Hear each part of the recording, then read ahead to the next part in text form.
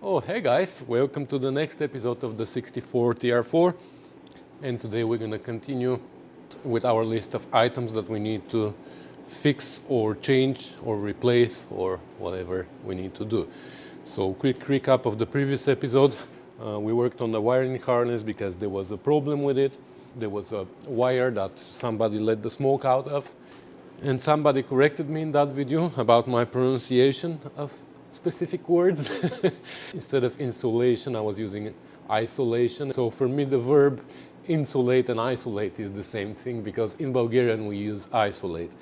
Actually, that wasn't on this video, it was on another video that I made about installing a radio in the truck. But when I got corrected there, this video was already uploaded, and when I rewatched it, of course, I figured that I used the word isolate instead of insulate at least 1,000 times in this video. But anyways, for me it's potato tomato, you know, it's the same thing.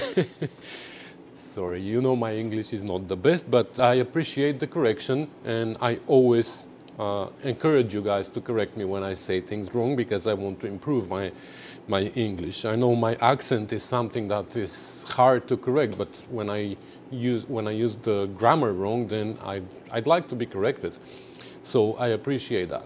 Also, someone else said that I have problem with the microphone, and I know that. I use this wireless microphone, so I can talk from a distance and the camera can hear me. Also, now the heater is on and it's noisy, so this is pretty good in killing that, but it has some other issues. So I lowered the volume now of the microphone, but then I'm gonna increase the volume in the computer, so I'm hoping that that's gonna work and it's gonna be better quality of the audio, but we'll see. Let me know what you think about it. And the other thing that I noticed actually in those videos, and especially when I was trying to find a good shot for my thumbnail, I figured that the camera is having really hard time filming this car because of the light exterior color and the dark interior. Even the engine bay here is dark, so the camera adjusts the settings, the exposure and everything according to the light color, and then the dark is too dark. Anyways, so in this video we're gonna start dealing with the engine finally. We dealt with the wiring, we reversed the polarity, now it is negative ground, it used to be positive ground or earth. If you missed that, it's at the end of the previous video, it's like literally the last 2-3 minutes of the video, I believe. It's a very simple process, you can go and watch it, I might put here a link. So yeah, without further ado, let's get preparations to get this engine out of the car because it's weak and it needs work.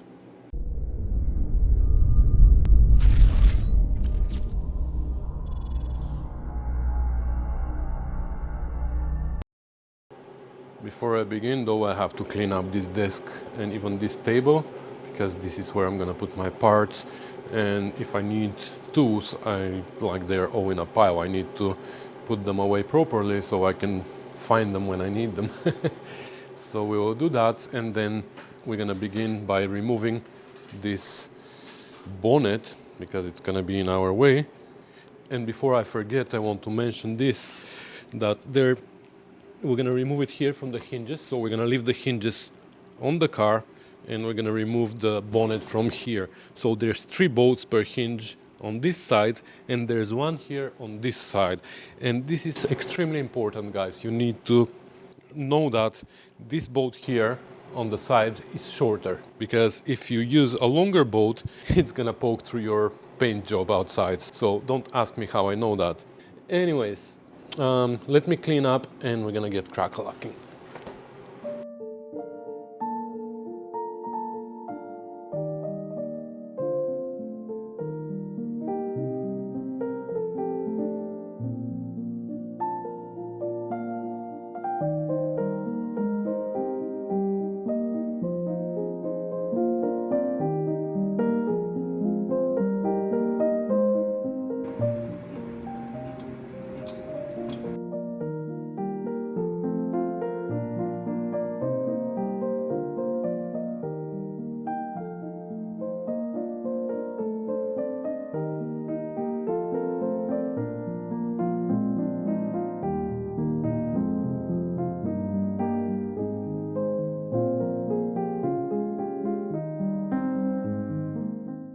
Okay, lots of things have been taken out already, so I removed the rod.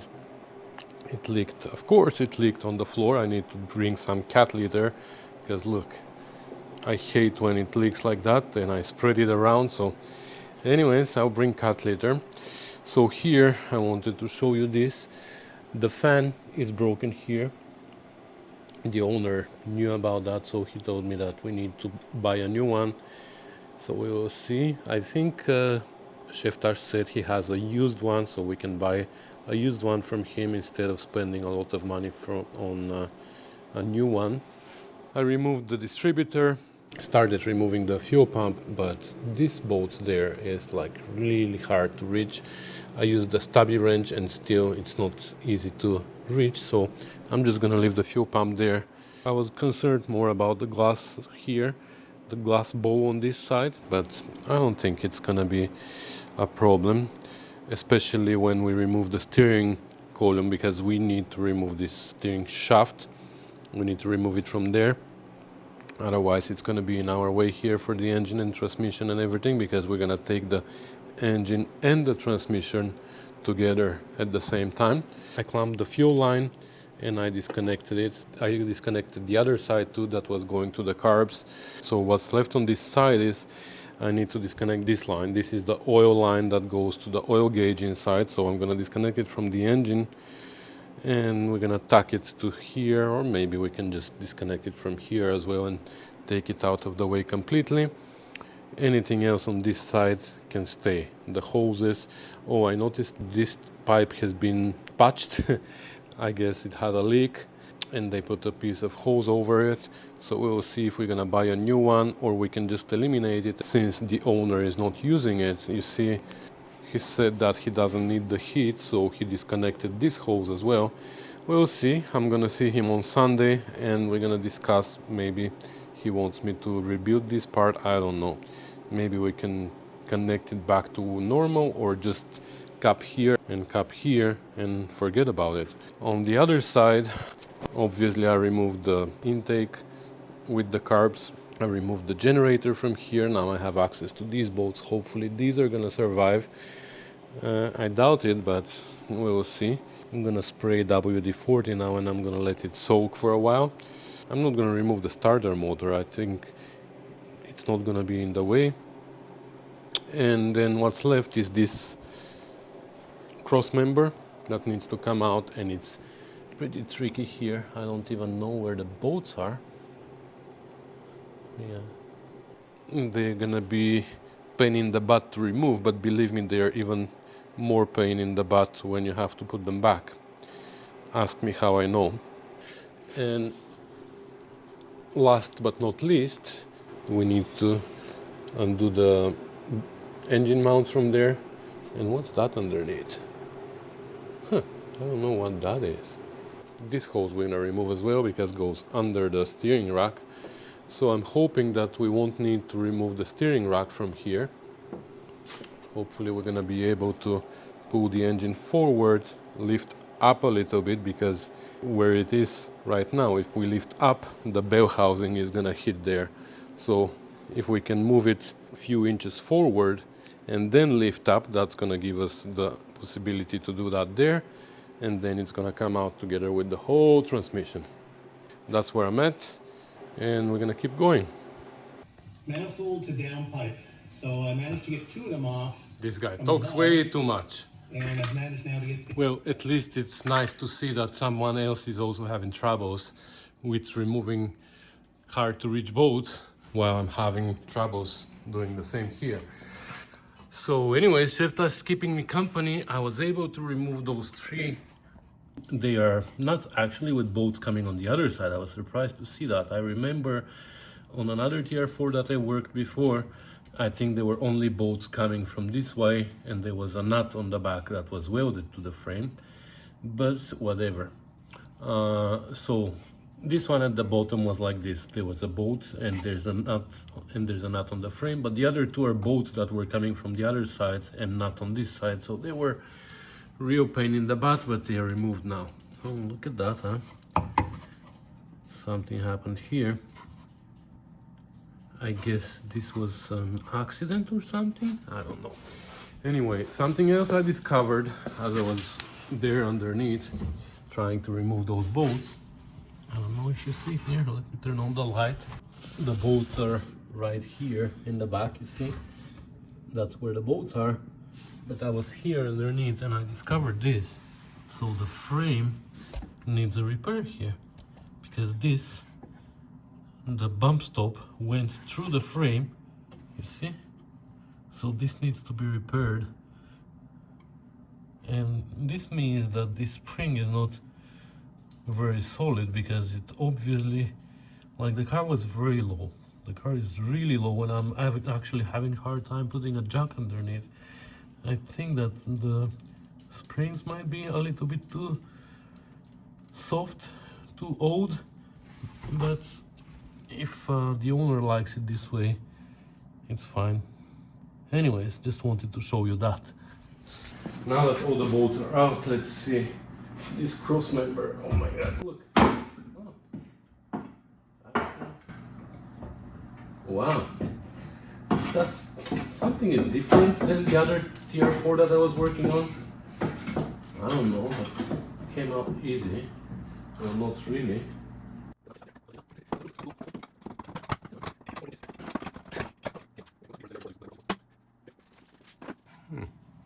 I'm really curious what this is inside here, you see?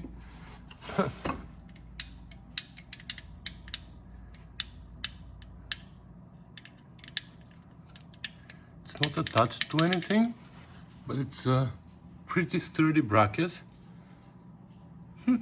She's gonna be in my way anyway, so I might need to remove it.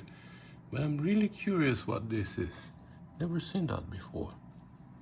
All right, I think I am 99.9% done in the engine bay. So on this side, everything is disconnected now. The oil line I removed, the steering column, the steering shaft is removed as well. Still dripping here. Ugh, I hate that. There was more here. The earth strap was connected here. So I also removed the nuts from the engine mounts. I haven't removed these yet. I haven't even attempted. I'm just gonna wait until the last moment. And at the end, if they snap, they snap. We're just gonna replace them. The exhaust manifold can stay where it is. We're gonna remove it later. And everything else is disconnected. I even removed that mystery bracket from there. It is over here. Like, I have no idea what this is. Like, was it another bumper to stop the engine from vibrating left and right? Like, what was it? I have no idea. Never seen that before. Here's the broken fan. I wonder how that happened. At least it didn't damage the rad too much whenever that happened. I'm sure this happened when they were replacing the belts. Anyways, so I'm done with the engine bay. I'm not gonna remove the battery. It is disconnected, so this is the strap that was going to the other part of the steering column. It was hanging on one here, so we're gonna make a new strap when we get there. So now the next thing to do is we have to remove the transmission cover from there. That's gonna be fun. We have to remove the dash support, the wiring for the overdrive as well. So yeah, let's get under the dash. Well, look what happened. I just watched this guy on the TV and he appeared in real life. Yeah, I'm just about to break something. Okay, so yeah, right away I gave him this responsibility here. If this snaps, you have to pay for it, okay? Yep, I'll buy you a new nut. You're gonna have to change this if you snap them. Anyway, so Shifta showed up. I just went through this on my Alfa Romeo, taking a manifold off. What the heck? You watch the video, you will see what I said before that. Well, this one's only got 3 studs. The Alfa has 4 studs, so the Triumph wins. All right, so as soon as he hears that I need to take an engine out and I'm almost done on disconnecting it, that's when he shows up. Right. So while he's trying to do that, I'm gonna do this here. And we might watch his new video If you hear me swearing, you know what happened. No swearing on my channel. Oh, yeah, that's right. The bottom. Hey, shut up so the man can talk.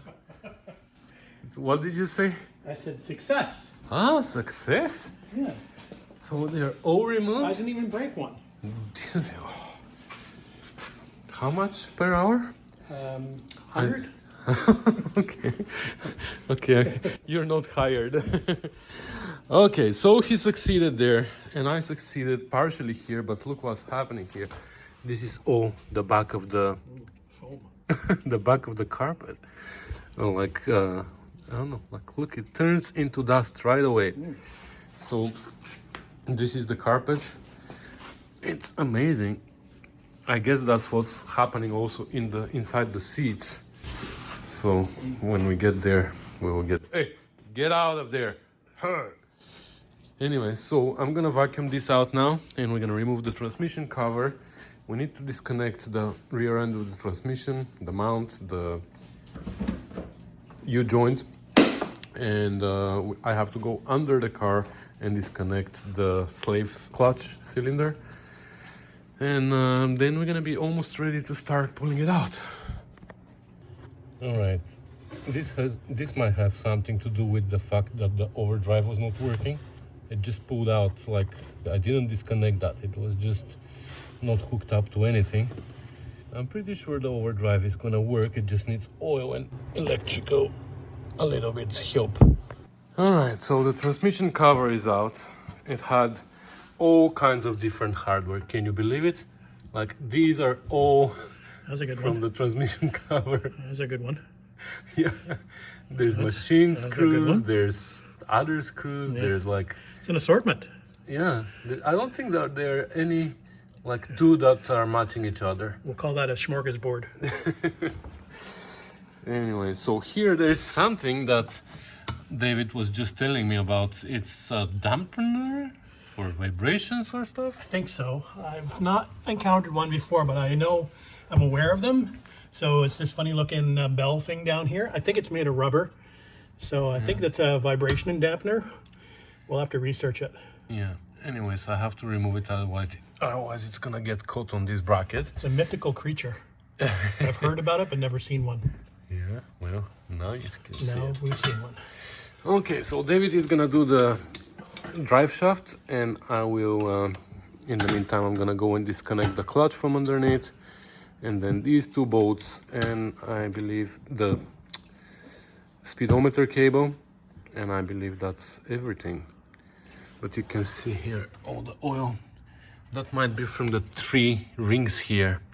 That would be a nice thing if it is from these 3 O-rings, because we can change them easily. I hope there's no gasket here on the A-type. So it's not, I hope it's not leaking from here. I hope it's leaking from up there. Anyways, we're gonna see it when it comes out. The rear seal though looks like it is Dry? dry. Yeah. All right, so we're almost at the point where we're gonna start pulling it out. So David is just disconnecting this damper thing. That's heavy.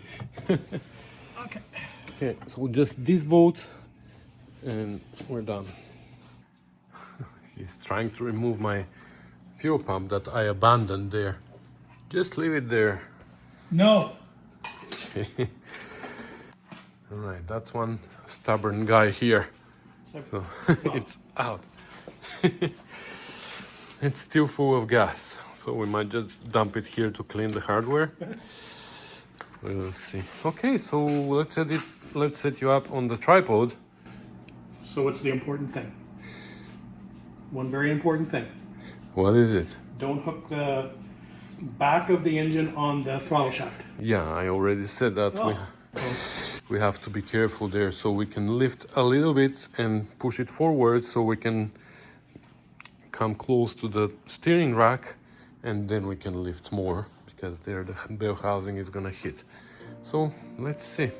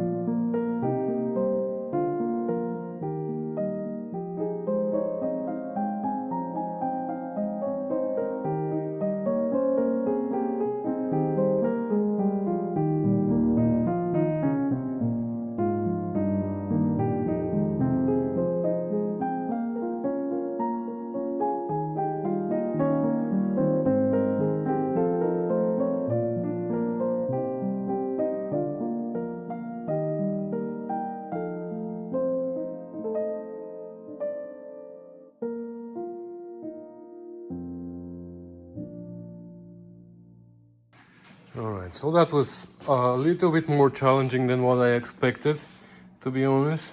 And it was because of this pipe. It was such a pain. Anyways, I even undid the clamps there and I tried to twist it, but it is literally seized there. The clamps are loose and still it doesn't want to turn. But anyways, we were able to do it. We bent the shaft, you see? Yeah, a little bit. Not We're bad. gonna straighten it. Yeah. That's not a big deal, we're gonna straighten it. I don't know in the first place why they didn't build it that way. Like, anyways, so that's it. The whole thing is out. And for now, like, I'm pissed off and I'm thinking that it's not going back the same way. I think it's gonna go separately, the engine first and then the transmission from inside, but we'll see. Yeah, like I said, looks like the leak is here on the 3 shafts. Here, I don't know if you can see them, but there's 3 O-rings there that are notorious for leaking, and from there it spread all over the place. But what we're gonna do is we're gonna put it on the test stand, we're gonna clean it up, we're gonna fill it up with oil because I'm pretty sure it doesn't have any oil, and then we're gonna run it and we will see if it is gonna leak from anywhere. The engine also leaking from all over the place, so yeah. Anyways, I think that's gonna be it for this video. Thanks to David for coming over and helping, because that was definitely, I was planning to do that myself. Definitely wouldn't be able to. Oh, you would be able to do it. It's just always good to have a second set of hands. Yeah. Anyways, I was gonna be even more frustrated than now. So yeah, gonna pick up some hardware from underneath. I'm gonna clean up a little bit here before we put the engine back. But yeah, that's it. So that's gonna be the end of this video. Like I said, thanks for watching, thanks for commenting and subscribing, thanks for sharing and supporting the channel. Go check his channel as well. I'm pretty sure most of you know him, but just for those of you who don't, this is David Tashingham. His channel is called, what is it called? Chef Tash. It's called Chef Tash, I know. And he's restoring Triumphs as well. Right now he's working on an Alpha, but he's restoring lots of cool cars like TR3s and TR6 and TR250. He has beautiful cars. So go check him out, Chef Tash, and I'll see you in the next one. Bye.